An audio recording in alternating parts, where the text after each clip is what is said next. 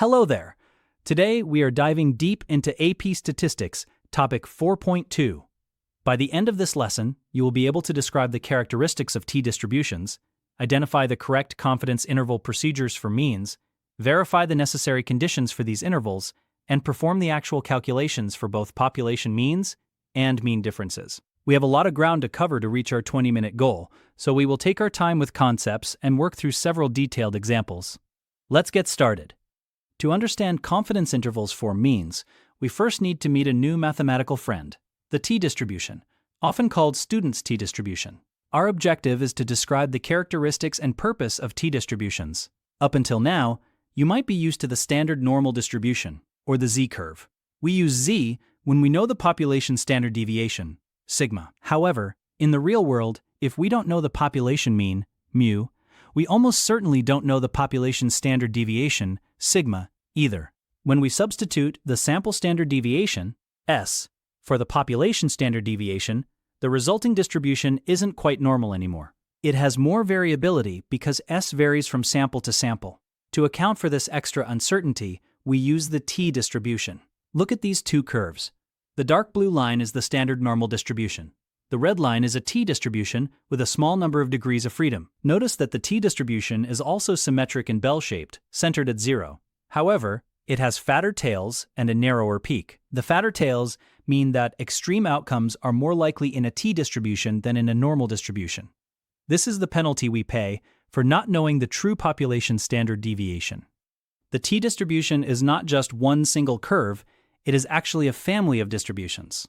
The specific shape of the curve depends on a parameter called degrees of freedom, or df for short. For a single sample of size n, the degrees of freedom are calculated as n minus 1. Watch how the curve changes as the degrees of freedom increase. I am adding a green curve here with 10 degrees of freedom. Notice that it is closer to the normal distribution than the red curve was. As the sample size n increases, the degrees of freedom also increase. As the degrees of freedom grow, the t-distribution spreads out less and begins to look more and more like the standard normal distribution. When our sample size is very large, the difference between the t-distribution and the z-distribution becomes almost negligible. We have met our first objective of describing the t-distribution. It is our primary tool for inference when the population standard deviation, sigma, is unknown.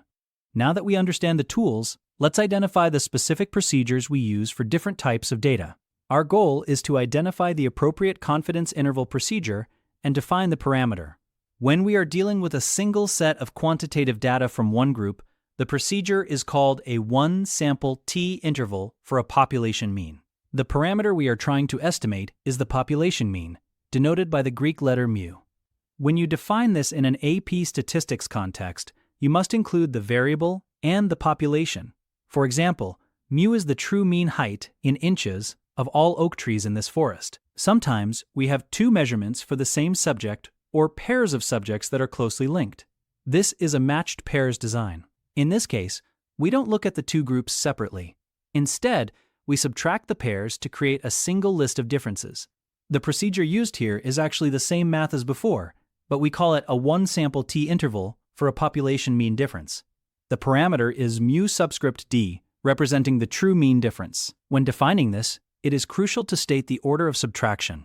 For example, mu d is the true mean difference in test scores, defined as post-test minus pre-test. To recap, if we have one sample, we estimate the population mean, mu. And for matched pairs, we estimate the population mean difference, mu d. Identifying the correct procedure and parameter is the first step in any inference problem. Before we can calculate our interval, we must justify its use by checking three specific conditions. This ensures our mathematical model actually fits the data we have. Our learning objective is to verify conditions for a one-sample t-interval. The first condition is randomization. The data must come from a random sample or a randomized experiment. This allows us to generalize our findings to the population or make causal inferences. The second condition is the 10% condition. This applies when we are sampling without replacement. We need to verify that our sample size, little n, is no more than 10% of the total population, big N. This allows us to treat our observations as independent, even though the probability technically changes slightly with each draw. The third condition is the normal or large sample condition. We need to know that the sampling distribution of the sample mean is approximately normal. There are 3 ways to satisfy this. First, if the problem tells you the population itself is normal, you are good to go regardless of sample size. Second, if the sample size is at least 30, the central limit theorem kicks in and ensures the sampling distribution is approximately normal. Third, if the sample size is small, you must look at a graph of your sample data. As long as there is no strong skewness or extreme outliers, it is reasonable to assume the population is normal enough for the t procedure to work. To recap, check the random, 10%, and normal or large sample conditions. Verify these every single time. Now that we've laid the groundwork, let's look at the actual math used to build the interval. Every confidence interval follows a similar general structure. The point estimate is our best guess from the sample. For a population mean, this is the sample mean, x bar. For matched pairs, it's the sample mean difference, x bar subscript d. The margin of error consists of 2 parts, a critical value and the standard error. Since we are using the t-distribution, our critical value is denoted as t star. This value is determined by your desired confidence level and the degrees of freedom, n-1. The standard error of the mean estimates how much the sample mean varies from sample to sample. Because we don't know the population standard deviation sigma, we use the sample standard deviation s, divided by the square root of the sample size, n. Putting it all together, we get the master formula for the one sample t interval. Take a moment to look at this formula. If you want a smaller margin of error, you could increase the sample size n, which decreases the standard error, or decrease your confidence level, which decreases t star. To solidify these concepts, let's walk through a full-length example. Suppose a nutritionist wants to estimate the true mean caffeine content of a new brand of supercharged coffee. They take a random sample of 15 12-ounce cups and find a sample mean of 185 milligrams with a sample standard deviation of 12 milligrams. Let's construct a 95% confidence interval. First, we define our parameter and check conditions. For the random condition, it's stated a random sample of 15 cups was taken. For the 10% condition, 15 is surely less than 10% of all cups produced. And for the normal condition, n is 15, which is less than 30. Since we don't have the raw data to graph, we will state that we are proceeding assuming the normality condition is met. Next, we need our critical value, t star. Our degrees of freedom are n-1, which is 14. Using a t-table or a calculator for a 95% confidence level with 14 degrees of freedom, we find t star is approximately 2.145.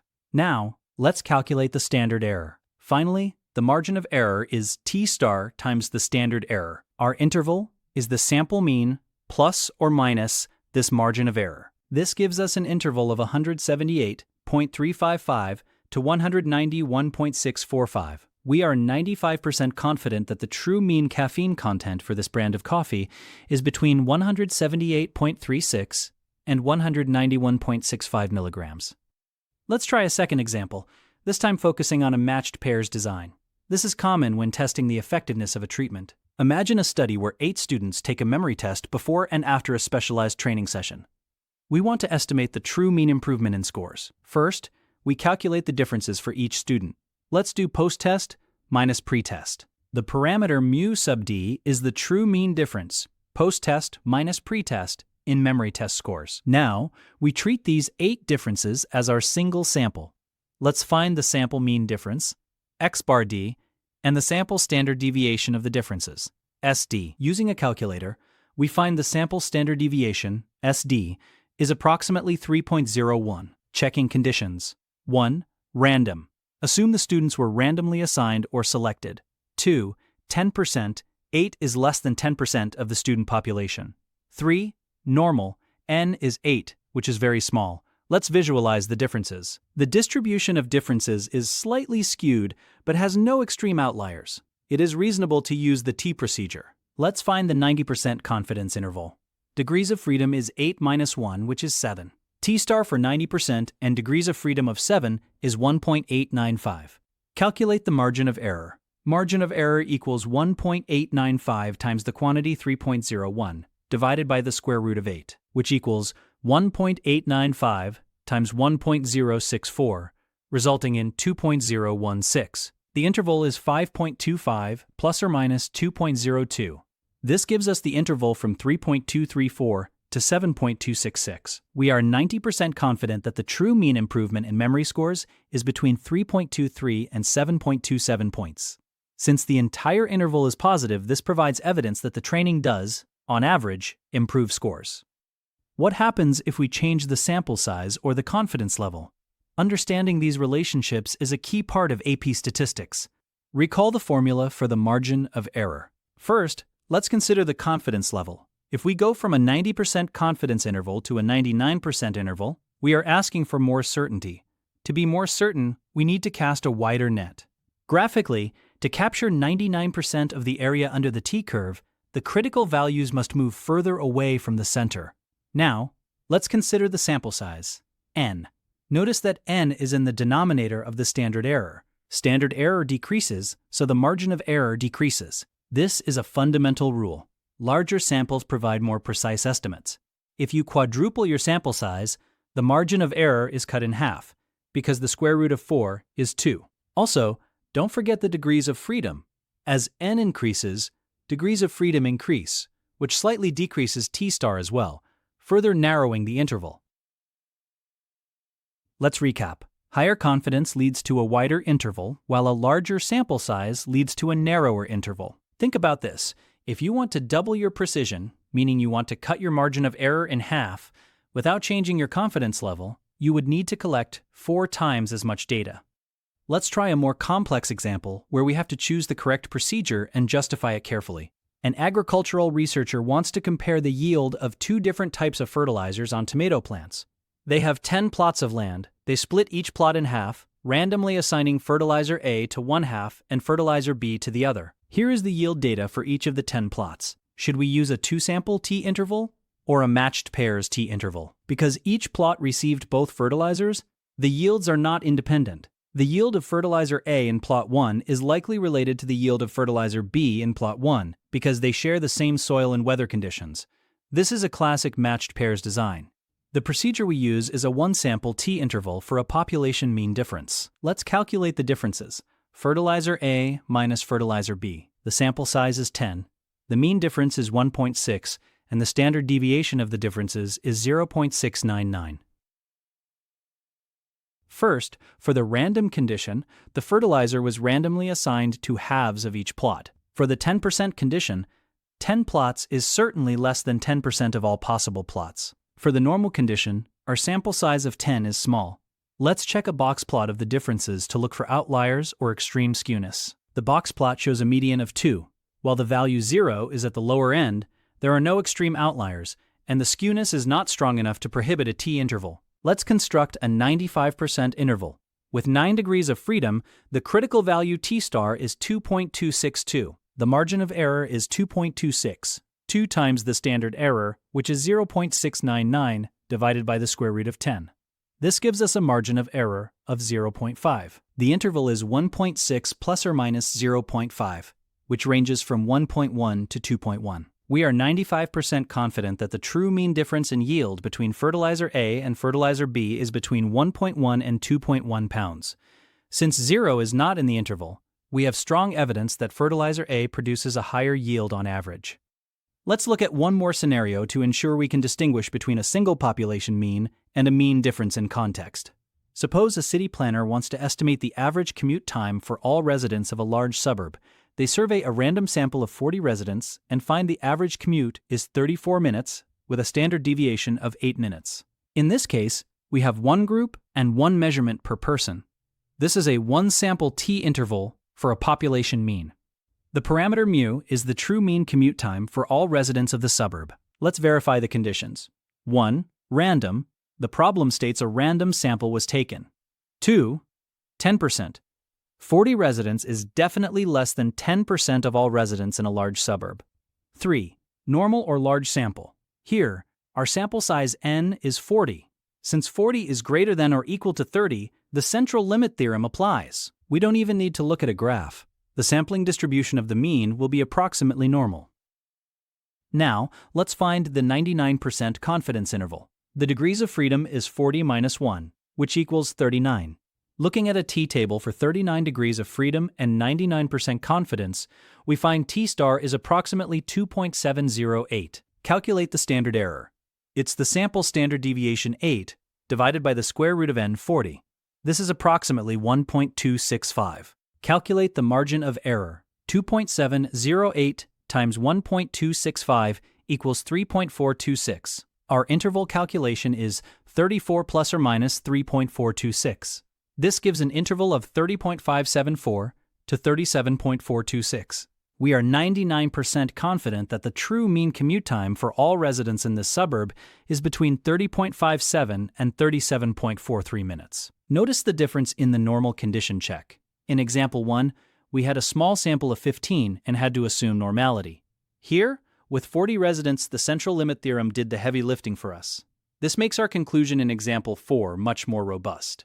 To wrap up, let's look at a final example that combines everything we've learned and addresses a common student misconception: what to do when you're given the population standard deviation, sigma, versus the sample standard deviation, s. A researcher studies the weight of a rare species of beetles. We have a sample size of 25, a sample mean of 4.2 grams, and a sample standard deviation of 0.5 grams. Additionally, historical records suggest that sigma, the population standard deviation, is 0.48 grams. In this scenario, we have both s and sigma. If you actually know sigma, you should use a z interval. However, in AP statistics, if a sample standard deviation s is provided from your data, it is almost always more appropriate to use the t-distribution because sigma is rarely known for the current population. Since we are learning 4.2, we will proceed with the t-interval using s equals 0.5. First, we define the parameter. Mu is the true mean weight of all beetles of this species. Next, check the conditions. 1. We assume a random sample. 2. The 10% condition, 25 is less than 10% of all such beetles. 3. Normality. Since n is 25, which is less than 30, we would need to see a graph of the beetle weights. We'll assume no extreme outliers. Let's calculate a 95% interval. With a sample size of 25, the degrees of freedom are 24. The critical value t-star for 95% confidence with 24 degrees of freedom is 2.064. The standard error is s divided by the square root of n. That is 0.5 divided by 5, which equals 0.1. The margin of error is t-star times the standard error, which gives us 0.2064.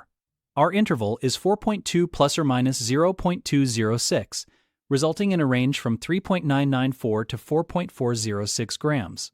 If we had used the z distribution with the same data, the critical value would have been 1.96, making the interval slightly narrower.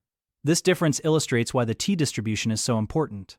By using t-star, which is larger than z-star, we are being more conservative. We are acknowledging that our estimate of the spread is just an estimate, and therefore we need a slightly wider interval to maintain our 95% confidence. We have covered a significant amount of material today, moving from the theoretical shape of the t-distribution to the practical application of confidence intervals in real-world scenarios. Let's look at our recap of goals. We need to describe t-distributions, identify procedures for mu and mu sub d, verify random, 10%, and normal conditions, and calculate intervals using x bar plus or minus t-star times standard error. You should now be able to explain why the t-distribution has fatter tails than the normal distribution. It is because we are using the sample standard deviations as an estimate for sigma. You can distinguish between a one-sample t-interval for a single mean and a one-sample t-interval for a mean difference in matched pairs. You know that you must verify the random, 10%, and normal conditions before any calculation. If you follow this 4-step framework for every problem, you will be well prepared for the AP Statistics exam. State, parameter and confidence level. Plan, name procedure, and check conditions. Do, formula, work, and final interval. Conclude, interpreting context. Remember, the t-distribution is your best friend whenever you are dealing with quantitative data, and the population standard deviation is a mystery. Pause for reflection. How does increasing the confidence level affect the width of the interval? How does increasing sample size affect it? Keep practicing these calculations and interpretations. The more examples you work through, the more intuitive these choices will become. Thank you for joining me for this deep dive into topic 4.2.